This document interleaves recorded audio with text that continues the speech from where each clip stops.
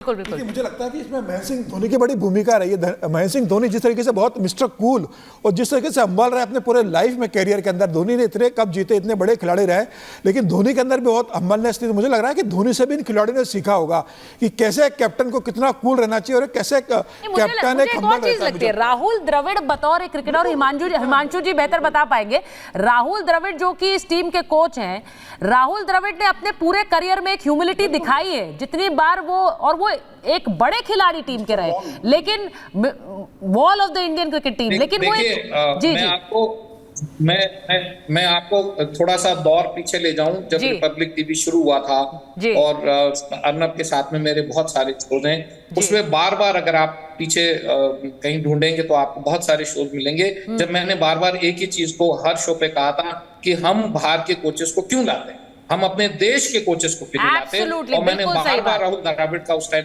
नाम लिया था। और उस चीज को अगर आप एक्चुअली में वापस हिस्ट्री में जाएं तो मैं ये करीब 4, 5, 6 साल की बातें कर रहा हूँ कि जब बार बार एप्लीकेशंस आती थी, बार बार फॉरेन कोचेस आते थे, मैं बार बार कहता था कि जब हमारे यहाँ बेस्ट टैलेंट है तो हम उसी को क्यों नहीं करते। क्योंकि राहुल द्रविड़ ने जब वर्ल्ड कप जूनियर टीम को जिताया था, जो यूथ टीम को जिताया था, बार बार मेरा कहना था कि उसी में से 5 प्लेयर ग्रेजुएट होकर हमारी टीम में ऊपर आए, तो व्हाई नॉट राहुल द्रविड़। तो ये शायद लेट आए, पर आज ये देखिए कि राहुल द्रविड़ ने क्या एक वो किया है, क्योंकि उनके साथ में 3-4 चीजें बहुत अच्छी हैं। एक तो इतने कंपोज्ड हैं, इतने ज्यादा कंपोज्ड हैं, और अगर आपको बड़ा चैंपियन बनना है और सस्टेनेबल चैंपियन बनना है, एक तो चैंपियन होता है, एक बार आप जीत गए बाय हुक और बाय क्रूक और बाय लक, व्हाटएवर यू में से, बट उसके बाद में अगर आपको सस्टेनेंस चाहिए तो आपको वो डेप्थ चाहिए जो राहुल द्रविड़ के पास में। तो एज कोच वो आपको बार बार उस चीज को सिखाते हैं। दूसरा जो उनका नहीं है, we are very happy and we are very proud. जी हाँ, यस, पूरे देशवासियों में खुशी का उत्साह है जो देखने को मिल रहा है। जी, आप टीम इंडिया के किस खिलाड़ी को लेकर क्या कहेंगे? पहले तो मैं स्काई को थैंक्स बोलना चाहूंगी, सूर्य कुमार यादव। उसका जो कैच है वो इमॉर्टल हो गया है इंडिया की। स्काई को धन्यवाद दे रही हैं। और आज तो पूरा आसमान ही ऐसा लग रहा है कि यहाँ नतमस्तक है भारतीय हीरोज के सामने। बस निकल गई है भारतीय क्रिकेट हीरोज की। जो तस्वीर आप देख रहे हैं वो स्टेडियम में, एयरपोर्ट के बाहर क्या हाल है, वहां पर भी खचाखच फैंस की भीड़ है। अब ये बस निकलेगी, निकल तो गई है, लेकिन चलेगी कैसे उस सड़क पर? वहां तो जगह नहीं है, फैंस पूरे घेर चुके हैं पूरी सड़क को एक दीदार के लिए। अपनी फ्लाइट मिस हो गई होगी, इतनी भीड़ है वहां पर, क्योंकि नॉर्मल पैसेंजर तो अगर जा रहा होगा कोई फ्लाइट पकड़ने तो मुझे लगता है कई लोगों की फ्लाइट मिस हो गई होगी इस भीड़ के कारण, वो पहुंच भी नहीं पाए होंगे एयरपोर्ट के अंदर, क्योंकि जिस तरह की भीड़ है। और अभी इसीलिए ट्रैफिक एडवाइजरीज भी आ गई है मुंबई के लिए। और ये बनता है, अब कुछ लोग एक दिन के लिए उस सड़क से ना जाएं, अवॉइड करें, या फिर आप फैन हैं आप वहीं उस भीड़ में जमा हो जाएं। विराट कोहली दिख रहे हैं बस में, आज कोई शिकायत नहीं करेगा। विराट कोहली उस बस में बैठे हुए हैं और वो जानते हैं कि कैमराज उनको कैप्चर कर रहे हैं। राहुल द्रविड़ की बात हो रही थी। भारतीय टीम ने कई विदेशी कोचेस देखे हैं, हमने गैरी कर्स्टन को देखा, हमने डंकन फ्लेचर को देखा है, लेकिन ग्रेग चैपल के साथ एक पूरी विवाद का इतिहास जुड़ा रहा भारतीय क्रिकेट टीम का। और उसके बाद ही हिमांशु जी कह रहे हैं कि क्रिकेट में भारतीय कोच कैसे चमत्कार कर सकते हैं, उसका एक नमूना ये है, उसका एक उदाहरण ये है। क्योंकि राहुल द्रविड़ और जिस तरह के वो एक बहुत ही काम और कंपोज्ड बिल्कुल प्लेयर खुद भी रहे। वो जब खड़े रहते थे कहते थे कि जब क्रीज पर खड़े हैं तब तक रन्स आते रहेंगे, तभी उन्हें मिस्टर डिपेंडेबल और वॉल ऑफ इंडियन टीम कहते थे। हिमांशु जी कुछ कहना चाह रहे हैं? हिमांशु जी, मैं थोड़ा सा आपका ध्यान डाइवर्ट करूंगा। अभी हमारी क्रिकेट एसोसिएशन के अध्यक्ष कौन है जी, और वो जो अध्यक्ष हैं वो खुद फॉरेन में कोच रहे, फॉरेन की टीमों को उन्होंने कोच किया। तो हमारे यहाँ के बहुत सारे एक्स खिलाड़ी फॉरेन की टीमों को कोच कर रहे थे। और वो टीमें, अफगानिस्तान में सबसे बड़ा कंट्रीब्यूशन हमारे कोचेस का है। तो अगर आप देखें तो हमारे कोचेस बाहर जा रहे थे, तो हमारा टैलेंट ड्रेन आउट हो रहा था। उस टैलेंट को हमें बजाय यहाँ रखने के लिए हम उस टैलेंट को बाहर जाने दे रहे थे। तो जब से आपने वो ड्रेन आउट बंद किया है, आप ये देखिए इफेक्ट एकदम से आना शुरू हुआ है। हिमांशु जी, आप कब हार गए? हिमांशु जी, ये तस्वीरें जरा देख लीजिए अगर आपके यहाँ पर। मैं उम्मीद कर रही हूँ स्क्रीन खुला ही होगा। इस तस्वीर के बारे में क्या कहें? वो बस आगे कैसे चलेगी? उस बस को पूरे तरह फैंस ने घेर रखा है।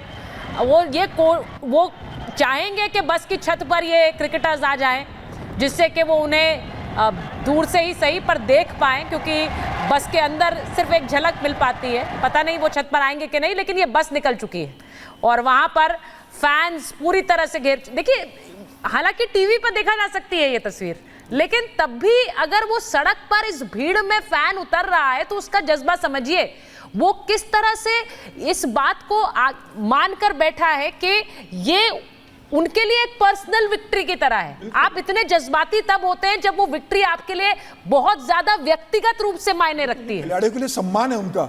और सिर्फ बंबई के नहीं, मैं भी देख रहा था, सूरत से लोग आए, अहमदाबाद से लोग आए, वापी से लोग आए। मतलब बंबई के आसपास का जो शहर है वहां से 4, 5, 6 घंटे की दूरी से लोग अपने खिलाड़ियों को देखने और उनके इसमें शामिल होने के लिए आए। तो मुझे लग रहा है कि आज पूरा हिंदुस्तान उनके साथ है।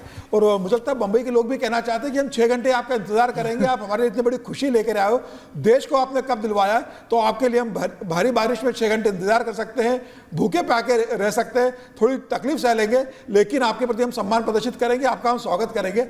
और मुझे लगता है कि जब 2011 में वर्ल्ड कप जीता था, उस समय महेंद्र सिंह धोनी कप्तान थे, उस समय भी इतनी भीड़ नहीं थी जितनी इस बार भीड़ नजर आ रही। मुझे लग रहा है इस बार तो पूरा बंबई सड़कों पे उतरा है। वैसे भी बंबई के बारे में कहा जाता है कि बंबई में 2 ही चीजें सबसे ज्यादा दिखती है, एक तो वड़ा पाव और एक गली गली में क्रिकेट खेलते हुए लड़के। तो मुझे लग रहा है कि इस समय जितने बच्चे क्रिकेट खेलते होंगे, जिनके परिवार होंगे, जो क्रिकेट के शौकीन होंगे, जो क्रिकेट को पसंद करते होंगे और जैसे क्रिकेट को धर्म मानते होंगे, और इस खुशी में शामिल होने के लिए वो आज आ गए हैं मुझे लग रहा है। और हर वर्ग इसमें शामिल है इस भारतीय क्रिकेट टीम के इस उत्साह के अंदर और इस बड़े अचीवमेंट। मैं बहुत से लोगों को ऐसे जानती हूं जो कि जिस वक्त मैच ये फाइनल चल रहा था और ऐसा लग रहा था कि कहीं ये मैच हमारे हाथ से ना निकल जाए, तो बहुत से ऐसे लोगों को मैं व्यक्तिगत रूप से जानती हूं जो ये मानते थे कि Indian team now will not lose from this point, वो नहीं और ये बदल देंगे गेम। तो ये एक भरोसा जो इंडियन क्रिकेट टीम में था, हालांकि मैचेस में कुछ भी हो सकता है हम जानते हैं, लेकिन ये जो एक भरोसा है, मैं बार बार कह रही हूं 50 ओवर्स वाले वर्ल्ड कप की बात कर रही हूं, क्योंकि ये वही टीम है, वो खिलाड़ी हैं जिन्होंने एक वो कसक लेकर आगे बढ़े कि अब हमें एक और वर्ल्ड कप जीतना है। और इसीलिए शायद वो एक जो टीम एफर्ट रहा है, सबने अपना रोल निभाया है। जैसा मैंने कहा, सूर्य कुमार यादव का वो कैच नहीं होता तो आज वर्ल्ड कप नहीं होता, विराट कोहली की वो पारी नहीं होती 76 रन की तो ये वर्ल्ड कप नहीं होता, अगर सेकंड हाईएस्ट रन मेकर नहीं होते रोहित शर्मा तो ये वर्ल्ड कप नहीं होता। ये इस तरह के, अर्शदीप की बात कर रहे हैं हम, इतने विकेट उन्होंने लिए हैं, बुमराह जिस तरह से वो बूम करे हैं इस पूरे वर्ल्ड कप में, अगर वो नहीं होते तो ये वर्ल्ड कप नहीं होता। तो आप किसी एक खिलाड़ी की, हमने वो समय भी देखा है हिमांशु जी जब 1 या 2 खिलाड़ियों पर पूरी टीम निर्भर करती थी। आज आप इस टीम से किसी हीरो को निकाल नहीं सकते हैं, वो इनकम्प्लीट हो जाएगी। हिमांशु जी, इसीलिए तो हम कहते हैं कि ये टीम गेम है, इसीलिए हम कहते हैं टीम गेम।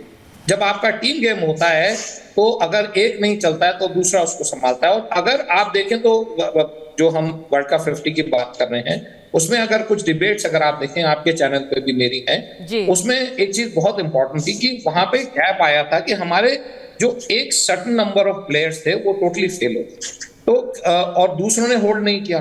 तो अगर 11 जनों का मतलब यही कि अगर 3 परफॉर्म नहीं कर रहे हैं तो दूसरे 3 है, क्योंकि हर खिलाड़ी हर दिन परफॉर्म नहीं कर सकता है। तो इसीलिए जब टीम गेम्स को कहते हैं कि एक दिन अगर एक अच्छा नहीं खेल रहा है तो दूसरा अच्छा खेलता है। तो अगर हम इस मैच में देखें तो जब ये लगा कि आखिरी बिल्कुल निकलने वाला है, जब बिल्कुल ये लगा कि अब मैच हम हार जाएंगे, उस टाइम में आप देखिए आपके बॉलर्स ने लेवल को कैसे अपना हाई किया, बुमराह ने कहां से कहां वो कन्वर्ट कर दिया। तो इसी को हम टीम गेम कहते हैं। कि अब कहने वाले तो ये भी कहते हैं कि सब 20 रन और भी बनाए जा सकते थे और हम और ज्यादा पोजीशन में, ऐसा नहीं होता है, क्योंकि क्रिकेट और हॉकी 2 गेम की बहुत डिफरेंट परिभाषा है। Hockey by dance and cricket by chance, क्योंकि क्रिकेट में तो चांस ही चांस है, कभी भी कुछ हो सकता है। और आप ये देखिए मिलर के कैच का अगर वो 6 हो जाता तो साउथ अफ्रीका होती, आज हम ये सेलिब्रेशन नहीं कर रहे होते।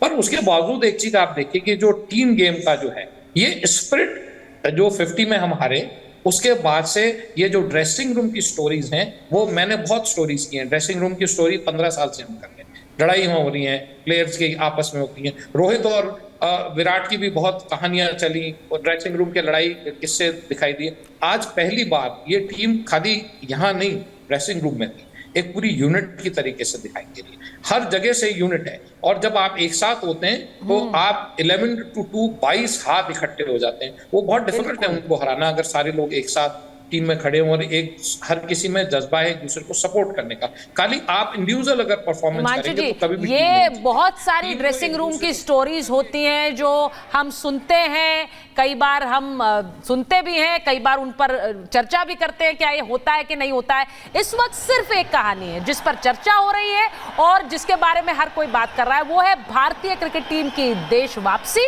और उस पर ये जश्न जो कि भारत की सड़कों पर हो रहा है। हमारे हीरोज वापस लौटे हैं वर्ल्ड कप लेकर। एक छोटे से ब्रेक के लिए यहाँ पर रुक रहे हैं।